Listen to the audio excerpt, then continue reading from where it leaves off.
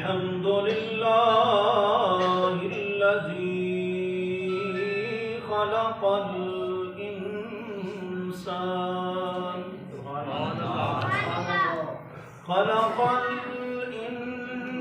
इंसान वअल्लमहुल बयान व अनअम अलैना बिअनवाइन निअम व लताइफिल इहसान व सलातु वस्सलामु अला नबीर रहमान व अला आलिहि व अस्हाबिहि व अज़वाजिहि व अहलि बैतिहि व अहलि सुन्नतिहि व औलियाइ मिल्लतिहि अजमाइन। अम्मा बअद फ़अऊज़ु बिल्लाहि मिनश शैतानिर रजीम। बिस्मिल्लाहिर रहमानिर रहीम। वमा हादिहिल हयातुद दुनिया इल्ला लह्वुन व लइब व इन्नद दारल आखिरत लहियल हयवान लौ कानू यअलमून। फ़इज़ा रकिबू फ़िल फ़ुल्कि दअवु अल्लाह मुख़लिसीन लहुद्दीन। आमन्तु बिल्लाहि सदक़ल्लाहुल अज़ीम। बिबरकति इन्नल्लाह व मलाइकतहु युसल्लूना अलन नबी या अय्युहल्लज़ीना आमनू सल्लू अलैहि व सल्लिमू तस्लीमा। तमाम बात है सलात सलाम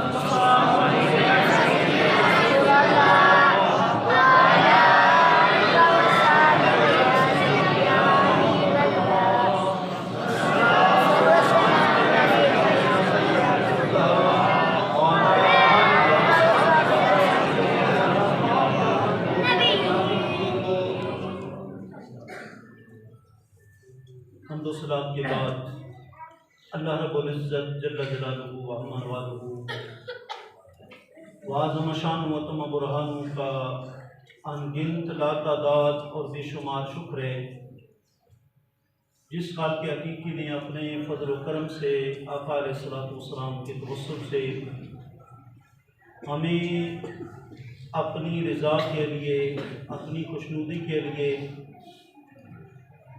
एक उस अज़ीम हस्ती जिन्होंने ज़िंदगी का ज़्यादा हिस्सा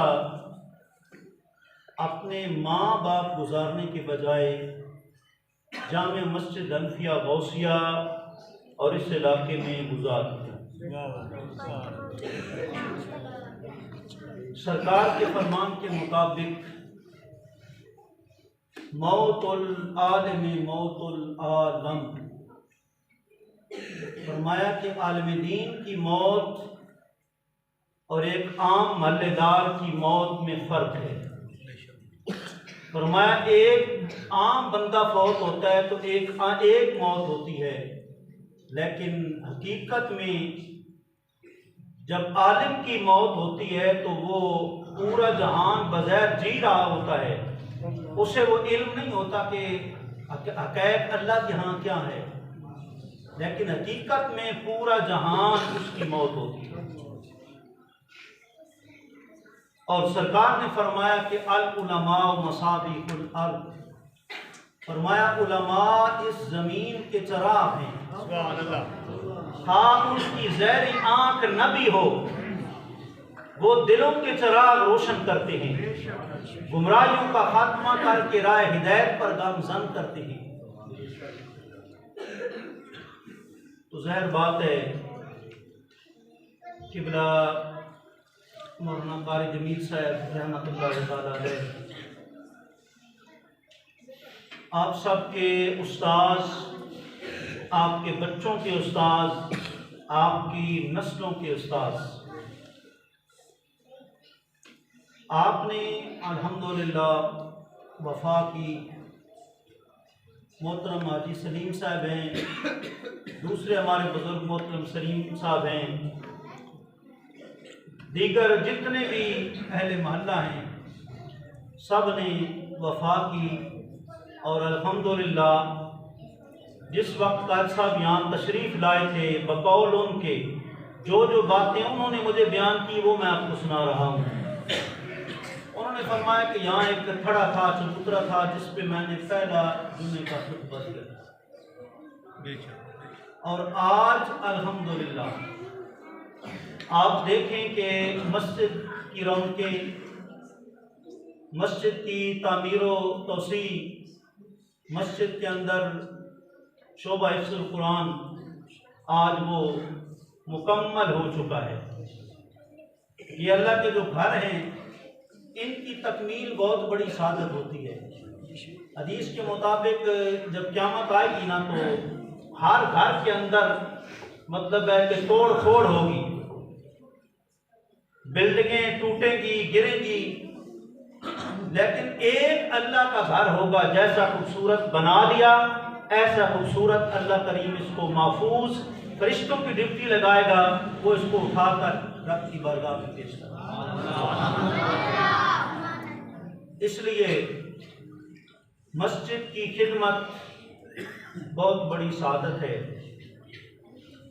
आप लोगों ने उनकी खिदमत की और दिन रात अजीज़म मौलाना फारूक शरीफ साहब ने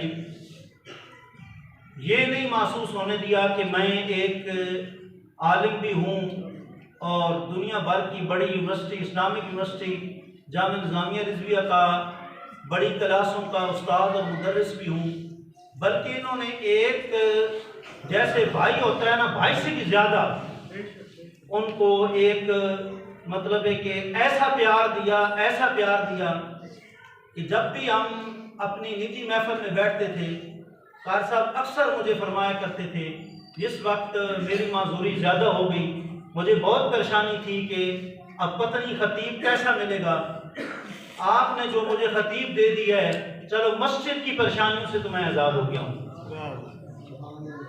तो ये भी अल्हम्दुलिल्लाह आप पहले मोहल्ला की एक सादत खुशबख्ती है। और जब कोई बंदा किसी से प्यार करता है, बुखारी की रवायत में है कि 3 ऐसे खुशनसीब तबकात हैं कि उनको ईमान की खलावत मिठास महसूस होती है। वैसे तो हम सारे कलमा गो है ना, सारे मोमिन, लेकिन ईमान की जो मिठास है ना, चीनी पड़ी हुई है, उसकी बोरी पड़ी हुई है, जब आप उठाएंगे जुबान पे लगाएंगे फिर आपको मिठास महसूस होगी, फिर उसका पता चलेगा। वैसे बोरी में पड़े हुए पता नहीं चलेगा। तो ईमान की जो मिठास है ना, वो 3 बंदों को नसीब होती है, जिनमें से एक बंदा वो है जो सबसे ज्यादा किसी बंदे से प्यार करता है, अल्लाह की रिजा के लिए प्यार करता है। और एक रवायत में आता है कि मन अहब्बा लिल्लाहि व मन अबग़दा लिल्लाहि व मन आता लिल्लाहि व मन मना लिल्लाहि फ़क़द इस्तकमल अल ईमान। फरमाया जिसने अल्लाह की रिजा के लिए किसी से मोहब्बत की, अल्लाह की रिजा के लिए किसी से नफरत रखी, अल्लाह की रिजा के लिए किसी को कुछ दिया, अल्लाह की रिजा के लिए किसी को न दिया, फरमाया उसका ईमान कामिल हो गया है। तो आपके उस्ताद थे मौला के नाथ फरमाते हैं, मन अल्लमनी हरफन फ़क़द सय्यरनी अब्दन इंशाअ आतका व इंशाअ अमसका। फरमाया कि जिसने मुझसे सिर्फ एक हर्फ सीख लिया, मन अल्लमनी हरफन, जिसने मुझे एक हर्फ सिखा दिया, मैं सारी जिंदगी उसका नौकर। आज हम गौर करें, हम कितने लोग 25 साल से ज़्यादा अरसा की खिदमत को सलाम करने के लिए फेरा वाला कर सब के गाँव में हम कितना गए। मौला कायनात बाबू मदीनतुल इल्म फरमाते हैं कि जिसने मुझे एक हर्फ सिखा दिया, मैं सारी जिंदगी उसका नौकर। आज वो कहाँ चीजें रही, आज वो सिलसिले कहाँ, किसी वजह से तो आज हम मुसलमान परेशान हैं जी। जहाँ मेरे ख्याल में जितने भाई बुजुर्ग बैठे हैं, किसी ने खुद उनसे कई हर्फ सीखे होंगे, किसी की औलादों ने उनसे कई हर्फ सीखे होंगे। क्या वो सारी जिंदगी हम उनके नौकर हैं? हम खुद अपना हिसाब करें। फरमाया मौला के नाथ ने कि एक हर्फ जिसने मुझे सिखा दिया, मैं उसका नौकर। अब उसकी मर्जी है सारी जिंदगी मुझे अपनी नौकरी में रख ले या सारी जिंदगी मुझे आजाद कर। ये एक हर्फ सिखाने वाले का इख्तियार है, अल्लाह ने उसको इख्तियार दिया है। बहुत बड़े मुहद्दिस हैं इमाम मुस्लिम कुशैरी रहमतुल्लाह अलैह। आपको एक बड़ी अजीब बात किसी कहने वाले ने कही, क़यामत वाले दिन अगर आपको हदीस की खिदमत की वजह से और नेकियों की वजह से अल्लाह ताला जो है वो फरमाए कि आप जन्नती हैं, जन्नत में चले जाएं। अभी आप जन्नत में गए नहीं, पीछे से आपके उस्ताद आ गए जी, जिनसे आपने पढ़ा है, पीछे से वो आ गए। अल्लाह ताला फौरन फैसला जारी कर दे, आपके उस्ताद जन्नती नहीं जन्मी है। तो फरमाया आप क्या करोगे, रब की जन्नत को लोगे या अपने उस्ताद के पीछे जहन्नम में चलोगे? कहा मैंने रब की जन्नत को क्या करना है, मेरे उस्ताद और मेरे मुहसिन जब वो रब जहन्नम में भेजेगा तो मैं कह दूंगा मौला मुझे तेरी जन्नत की जरूरत नहीं, जिन्होंने जन्नत तक मुझे पहुंचाया है मैं उनके पीछे जाऊंगा। अब तेरी मर्जी है, उनको अगर जहन्नम में भेजेगा तो जहन्नम में पीछे जाऊंगा, जन्नत में भेजेगा तो जन्नत में। और सरकार ने फरमाया क़यामत वाला दिन होगा ना, आमने सामने नूरानी मिंबर, ऊपर चमकते नूरानी चेहरे, उनको बिठा दिया जाएगा। राह गुजर पूछेंगे, जो भी गुजरेगा पूछेगा या रब्बल आलमीन ये लोग कौन हैं, क्या ये अंबियाए किराम हैं? जवाब मिलेगा नहीं। या रब्बल आलमीन ये किसी नबी के सहाबी या हवारी हैं? जवाब मिलेगा नहीं। या रब्बल आलमीन ये तेरे वली हैं? जवाब मिलेगा।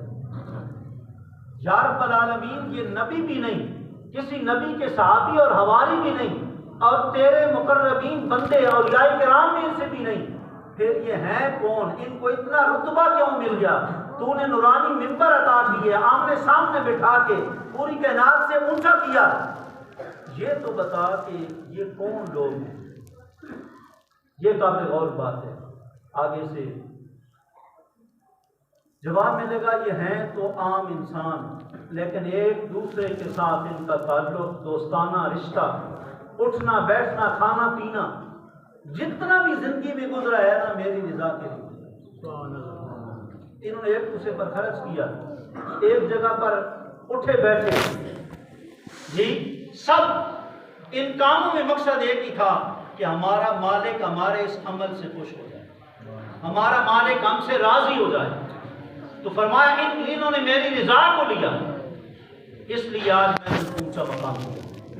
हज़रत गौसे आज़म फरमाते हैं मैं दुनिया का तालिब भी नहीं, क्योंकि 11वीं शरीफ है, इस मुनासिबत से अल-फत्हुर रब्बानी, क्योंकि हमारा तो सिलसिला कादरिया का कुरान है, हम तो बिलाना रोज़ाना उसकी तिलावत करते हैं। अल-फत्हुर रब्बानी के अंदर हुज़ूर गौसे पाक फरमाते हैं कि मैं ना दुनिया से प्यार करता हूँ ना आखिरत से प्यार करता हूँ, मैं मौला से ना दुनिया मांगता हूँ ना आखिरत मांगता हूँ, मैं मौला से मौला ही को मांगता हूँ। मैं यही मांगता हूँ कि मेरा रब मुझसे राजी हो जाए, उसकी मुझे रिजा और खुशनुदी नसीब हो जाए। वरिदवानुम मिनल्लाहि अकबर ज़ालिका हुवल फौज़ुल अज़ीम। वो फरमाता है कि मेरी रिजा थोड़ी सी मामूली सी खुशनुदी जिसको हासिल हो गई वो बहुत बड़ा कामयाब हो। रिदवान उन पे तनवीन जो है वो तनकीर की है, इसका मतलब ये है कि थोड़ी सी मेरी रिजा किसी को मिल गई तो ये अकबर है, बहुत बड़ी। ज़ालिका हुवल फौज़ुल अज़ीम। और असल में बड़ी कामयाबी यही है किसी को मेरी रिजा मिल जाए। कोई आया लेके चला गया, कोई उम्र भर भी न पा सका, ये तो रब की अता है। किसी को थोड़ी ज़िंदगी दे तो अपनी ज़ात का दीदार खाब में करा दे, अपना कुर्ब और अपनी रिजा नसीब कर दे, और किसी को ज़्यादा ज़िंदगी मिले और वो गफलत की ज़िंदगी गुजार के चला जाए। हमारे सिलसिले के बुजुर्ग आरफ रूमी जलालुद्दीन रूमी अलैहिर्रहमत फरमाते हैं, दूर शो अज इख्तिलात यार बद, दूर शो अज इख्तिलात यार बद, यार बद बदतर बुवद अज मार बद। जी कारी जमील साहब बज़ाहिर आंखें नहीं थी लेकिन दिल की बड़ी बसीरत और बड़ा नूर रखते थे। जी मेरे अगर एमा खुतबा में से इस इलाके में अगर देखे जाएं, वैसे तो अल्लाह का शुक्र है, हमें खुशी है, हर दूसरी मस्जिद में अपना शागिर्द है।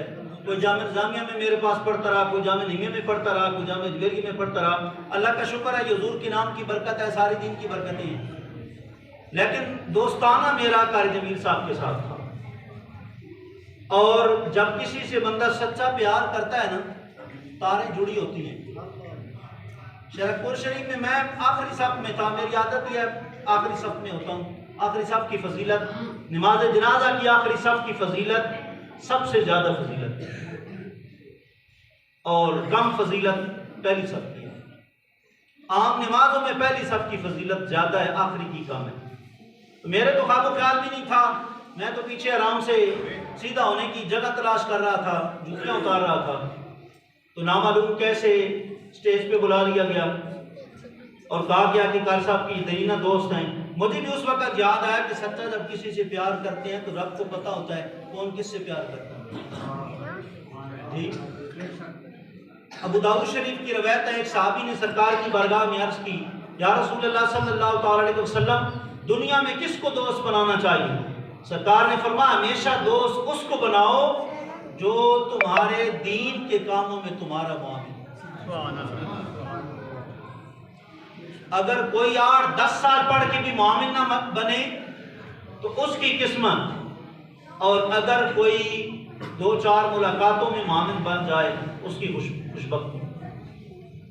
जी मौलाना रूमी इसलिए फरमाते हैं, दूर शो अज इख्तिलात यार बद बदतर बुवद अजमार बद।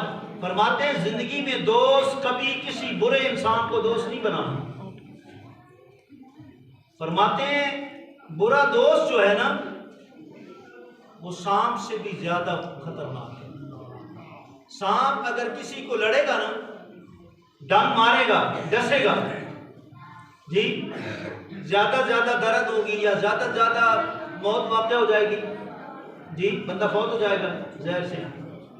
लेकिन मौलाना रूम फरमाते हैं बुरा दोस्त जो है ना तेरा, सांप से भी बुरा है, क्योंकि सांप तेरी जान लेगा या तेरी जान को नुकसान पहुंचाएगा, और बुरा दोस्त तेरा ईमान भी लेगा। अगर एक सुन्नी है उसका दोस्त सुन्नी होना चाहिए, कोई बदअकीदा देवबंदी वाबी शिया नहीं होना चाहिए। गैरतमंद सुन्नी का दोस्त भी सुन्नी होना चाहिए। गैर से रिश्ते करना, निकाह करना हमारे बुजुर्गों ने हराम करार दिया, और हर सुन्नी को अपने शेख कामिल का इंतखाब करना चाहिए। बगैर पीर के जो है वो गुमराह है। पीर के बगैर देखे ना, कार साहब फौत होने से पहले नसीहत कर गए कि मेरा नमाज जनाजा मेरे शेख कामिल पढ़ाए। जी हालांकि वहाँ बड़े जमे गफीर था, बड़े बड़े उलमा मौजूद थे, बड़े बड़े सुलहा मौजूद थे, जी लेकिन कारी साहब फना फिर शेख थे। उन्होंने कहा जिनके हाथ में हाथ दिया है दुनिया से अलविदा होना है तो नमाज जनाजा की तकबीरें भी उन्होंने पढ़नी है, नमाज जनाजा भी उन्होंने पढ़ाना है। जी शेख कामिल जो होता है वो उसकी एक जो ज़िंदगी होती है वो और होती है। जी शेख कामिल उनकी एक निगाह और उनकी एक दुआ बहुत कुछ करती है। मैं शेख कामिल के पास हाजिर हुआ, मुझे शेख कामिल ने फरमाया कोई किसी से झगड़ा करने की ज़रूरत नहीं, बदअकीदा को माफ़ नहीं करना। सुन्नी अगर कोई जैसा भी है उसकी अपनी मर्जी है, उसको अपने हाथ पर छोड़ देना है, लेकिन बदअकीदा को माफ़ भी नहीं करना और काम भी टिका के करना है। मैंने कहा हुजूर जाना है, फरमाया नहीं रब ने बहुत कुछ काम देना है, आपने उधर ही रहना। शेख कामिल की दुआओं से रब ने मुझे ज़ाती मदरसा भी देना है, ज़ाती मस्जिद भी देनी है, तलबात का अलग देना है, तालिब इल्मों का अलग देना है, बल्कि मेरे पास रकम इस टाइम पूरी हो चुकी है, मैं सिर्फ जगह की तलाश में हूँ। ये सिर्फ शेख कामिल की दुआ है, अल्लाह हर गुलामी से जान छुड़ा देता है। जी और इंशाअल्लाह हमने एक मिंबर पर बैठे मॉडल बनाना है, बताना है कि आलिम का मकाम क्या होता है, खादिम दीन का मकाम क्या होता है। वो कोई किसी इंतज़ामिया का मोहताज नहीं होता, इंतज़ामिया भी उसके पीछे अल्लाह अकबर कहती है, पीछे से मांग के कहती है। आज यही तो है कि उलमा को हमने ज़र खरीद गुलाम बना लिया है, लेकिन जब शेख कामिल हो झुकने नहीं देते।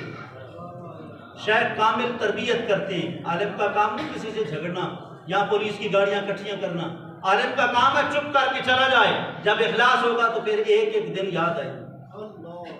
मेरे पास तो यहाँ से ज़्यादा वहाँ लोग ज़्यादा आते हैं, यूसुफ पार्क के तो इतने आते हैं। कोई कहता जी पथरी की तकलीफ है, कार साहब मस्जिद नहीं मिल रही थी, मैंने कहा यार या रसूल अल्लाह तो हर किसी को पता है, नाम ही ऐसा या रसूल अल्लाह, आप आ जाए करें कोई दिन को कोई रात को, और अल्लाह करीम का फजल है। मैंने यहाँ के भी चौधरी को आजमाया, यहाँ के जो बड़े बड़े इलाके थे, बड़े बड़े लोग थे, मैंने उनको फ़ोन किया हुआ है, खा वो मेरे करीब है, मैं उनको दोस्त समझता था, खा वो नाथ खान हो, खा वो चौधरी मलक हो, मैंने उनको ये चूँकि हमारा दोस्तों का हल्का है, मेरे सारे दोस्त साथी बैठे हैं, मैंने बड़े बड़े चौधरियों को फ़ोन किया हुआ है, भाई दीन का काम है, उनकी चौधराहट मैंने देख लिया है, एक ज़र्रे की भी नहीं है। जी मैंने सिर्फ उनको कि कल क़यामत वाले दिन मैं गुनहगार ना हूँ, एक दो दफ़ा आजमाने के लिए फ़ोन कर दिया है कि इनका दीन से कितना प्यार है। ये तो दावे कर रहे हैं कि हम मुहिब्बा है, माश के रसूल हैं, गुलामी रसूल में मौत भी कबूल है, मौत इनको कबूल है, क्या अपने मसलक की गैरत कबूल है कि नहीं, मसलक की गैरत है कि नहीं। मैंने सारे उलमा को भी जांचा है, उनको कितना दीन से प्यार है, मतलब मुझे कोई किसी की परवाह नहीं। मैं फैज़ आलम का गदागार हूँ, आज भी हूँ, आज से 18 साल पहले भी था, और अल्लाह का शुक्र है फैज़ आलम ने मुझे चुना हुआ अपने PhD की किताब कश्फुल मौजूद के लिए, जिसका आप नाम सुनते हैं पढ़ते हैं। वहाँ भी कितनी मेरी मुखालफतें तबादले कितनी दफ़ा हो चुके हैं, लेकिन फैज़ आलम ने जो काम लेना है मुझसे, PhD मेरा मुकम्मल होना है दाता साहब पर, जी इंशाअल्लाह फिर मेरी रिटायरमेंट होगी। जी इंशाअल्लाह जब इखलास के साथ दीन का काम करें, अल्लाह फिर आंख बिनाई वो देता है, बसीरत देता है, ऐसी बसीरत देता है कि अलिफ से याद तक हर एक को जांच लेते हैं थोड़े अरसे। कोई आलिम है, कोई इमाम है, कोई खतीब है, कोई मुअज्जिन है, कोई मुदर्रिस है, जी सारी हिस्ट्री सामने आ जाती है कि इखलास किस में कितना है। जी तो अल्लाह का शुक्र है, जब बंदा जाए कोई भी साथ ना हो, यही हदीस पाक में आता है कि जब कोई भी साथ ना हो तो अल्लाह फरमाता है फिर मेरी मदद साथ है, जब मेरी मदद साथ है फिर किसी की मदद की क्या जरूरत है। जी तो इब्ला कारी साहब या दीगर जितने भी उनके शागिर्द हैं, उनको चाहिए दीन को आगे फरोग दें, दीन की खिदमत के लिए अपने बेटों को बेटियों को वक्फ करें। जी और यहाँ इकरा रौज़तुल अतफाल बन चुका है, किसी मौलवी ने आवाज़ नहीं उठाई कि देवबंदी भाभी हमारे इलाके में सबूर ले रहे, काम कर रहे हैं, हमारी नस्लों को तबाह कर रहे हैं। इमाम साहब नमाज पढ़ा के अपने हुजरे में चले जाते हैं, लेकिन मैं अंदर से काम कर रहा हूँ, अभी मैं कबल वक्त नहीं बताता, इंशाअल्लाह वक्त आएगा आपको नजर आ जाएगा कि मसलक की गैरत कितनी हमें उस्तादों ने दी है। इकरा रौज़तुल अतफाल अगर है तो इकरा मदीनतुल अतफाल भी बनेगा इंशाअल्लाह। इकरा तो यार अपने ना तो स्कूल याद कर लो, साढ़े सुनिया तक ना स्कूल का इकरा मदीनतुल अतफाल, और इसके अलावा जितने इकरा रौज़तुल अतफाल हैं सब नस्लों को गुमराह कर रहे हैं। हाँ वो 8 नंबर गली में बनाओ, खा 9 में बनाओ, खा 10 में बनाओ, वो बना हुआ है, मुझे पता है कि वो बना हुआ है, क्या करना है वो भी मुझे शेख कामिल ने बताया हुआ है, सारा कुछ क्या करना है जी। गैरतमंद सुन्नी अल्लाह ने हमें बनाया है, शेख भी कामिल दिए हैं, उस्ताद भी मुफ्ती आजम जैसे दिए हैं जी। इसलिए अगर हमारे सुन्नियों की गैरत खत्म तक रह गई है 11वीं के खत्म तक तो उनको सलाम, लेकिन हमारी गैरत यहाँ तक नहीं है। हमने बदअकीदा जो है हर मोड़ पर उसका जो है ना वो हल निकालना है। गुस्ताख रसूल अगर मस्जिद बनाएगा तो हम मस्जिद बनाएंगे मुकाबले में, गुस्ताख रसूल स्कूल बनाएगा तो हम स्कूल बनाएंगे, वो अगर यूनिवर्सिटी बनाएगा तो हम यूनिवर्सिटी बनाएंगे, क्योंकि आला हजरत इमाम अहले सुन्नत ने हमें यही दर्ज दिया है जी। जो हुजूर के दुश्मन हैं उनका अगर आप और नहीं कर सकते तो कम अज कम अपनी घर की नस्लों को तो बचाएं। हजरत अब्दुल्ला इब्न मुबारक कब्र में गए, इमाम आजम के शागिर्द हैं, सारी जिंदगी गुनाह का सोचा भी नहीं, लेकिन कब्र में जाके हुक्म होता है 20 साल खड़े हो जाओ।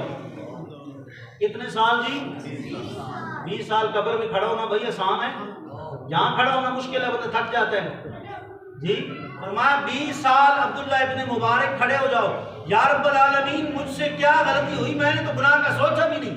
फरमाया बेशक गुनाह नहीं किया, गुनाह का नहीं सोचा, नेकी की जिंदगी गुजारी, लेकिन एक दफा गुस्ताख रसूल तो सामने आया था ना, और मोहब्बत भरी नजर से तुमने देखा तो था ना। गुस्ताख रसूल और मोहब्बत की नजर से तुम देखो, तुम्हारे तकवे तहारते मुझे कोई मंजूर नहीं है। 20 साल जहाँ खड़े रहोगे उस गुनाह की माफी फिर दूंगा।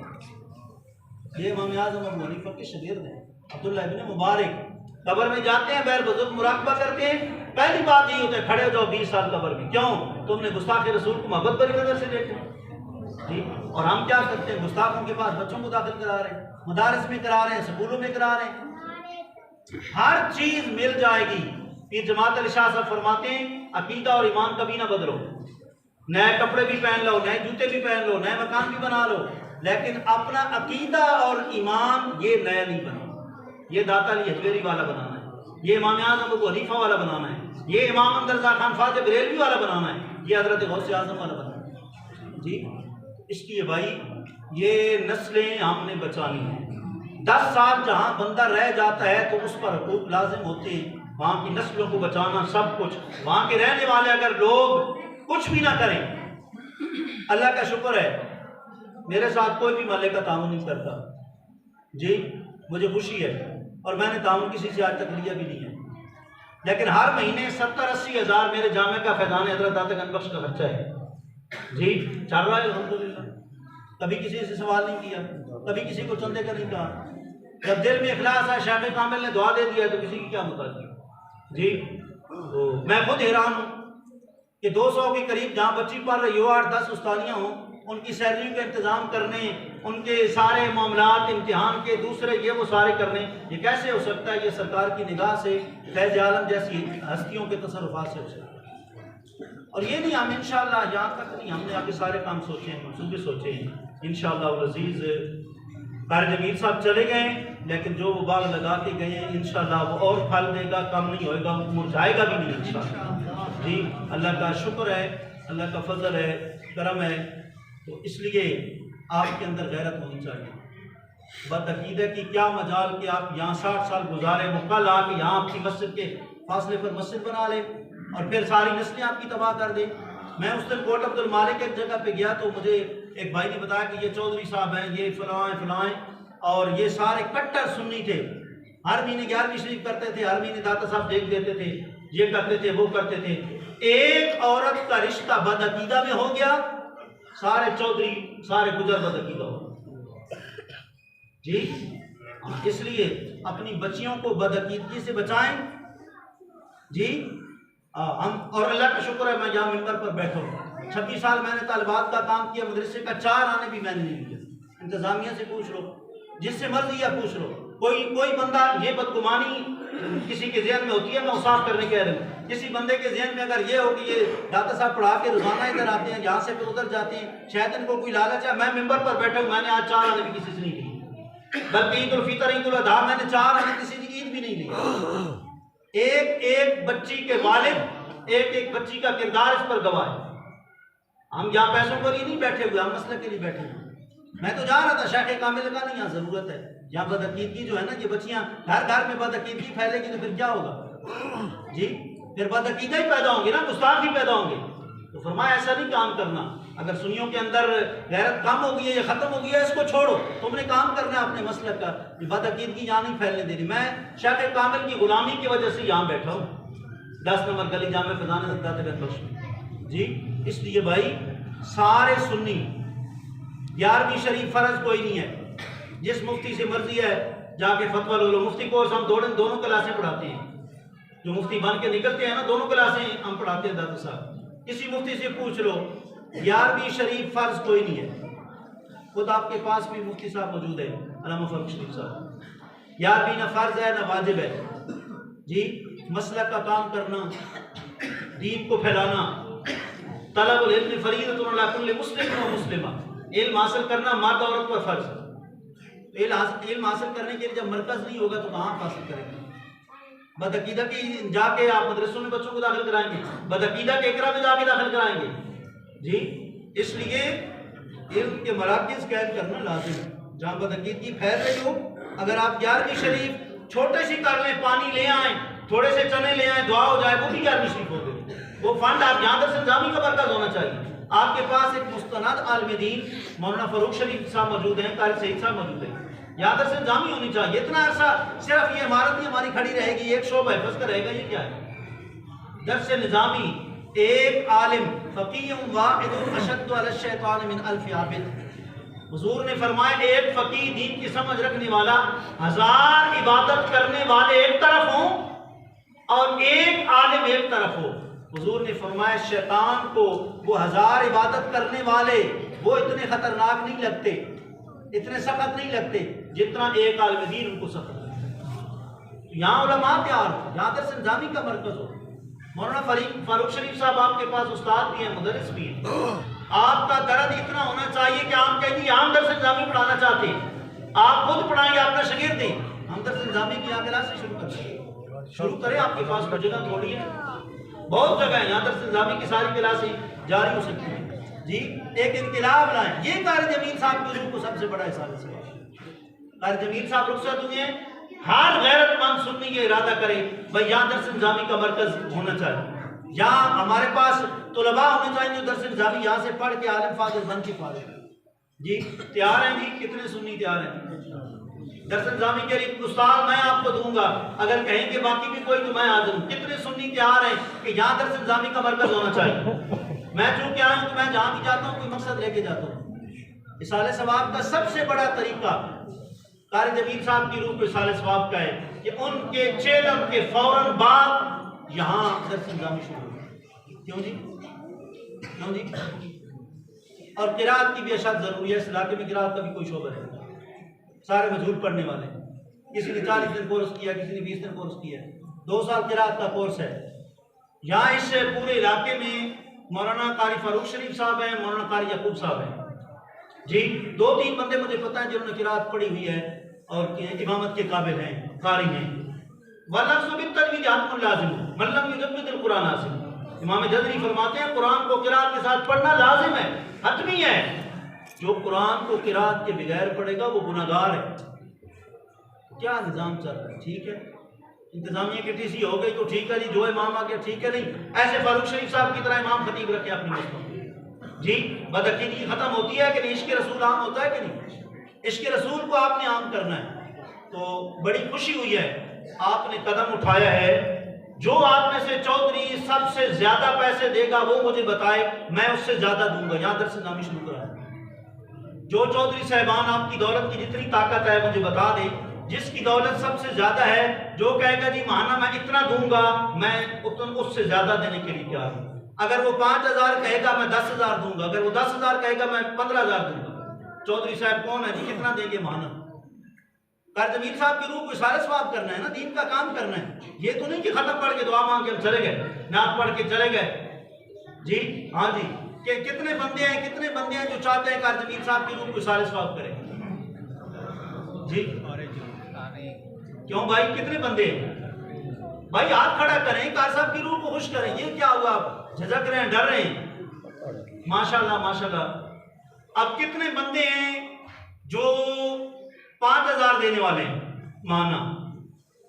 मुझे नहीं देना। मैं तो आपको पहले बता दिया कि मैंने दर्स निज़ामी का काम किया है, अल्लाह का फजल है, मैं दाता जुल परमानेंट मुलाजिम हूँ। मुझे मतलब ऐसी कोई नहीं ज़रूरत कि मैं आपसे सवाल करूँ चंदे का। लेकिन यहाँ चूँकि बुलाया गया है कि कार साहब का ये मुहिब है, तो यार यार से फिर वफा करता है। दुनिया ते जो औके सौके वेले कम ना आए, इस बेफायदे संगी कोल बेहतर यार के मियां बख्श साहब फरमाया मुश्किल वक्त, अब उनका मुश्किल वक्त है, कब्र की जिंदगी, बरज़ख की जिंदगी, उसको उनको इशारे सवाब करने का आसान तरीका क्या है? बस दर्स निज़ामी का सिलसिला यहाँ शुरू हो। तो बहरहाल मौलाना फारूक शरीफ साहब मौजूद है, मौलाना फारूक शरीफ साहब मौजूद हैं, आपको इंतजामी जहाँ मौजूद है, अजी सलीम साहब पता नहीं बीमार हैं या कहाँ हैं, सारे मौजूद हैं यहाँ इंतजामिया। आप आपस में फैसला कर लें, जितना जितना आप तय कर सकते हैं महाना, कोई 5000 कोई 2000 का साहब की रूप में सारे सवाब करने के लिए जी, तो इंशाल्लाह मुझे बता देना, मैं भी आपके साथ हूँ। यहाँ दर्स निज़ामी का शुरू होना चाहिए सिलसिला।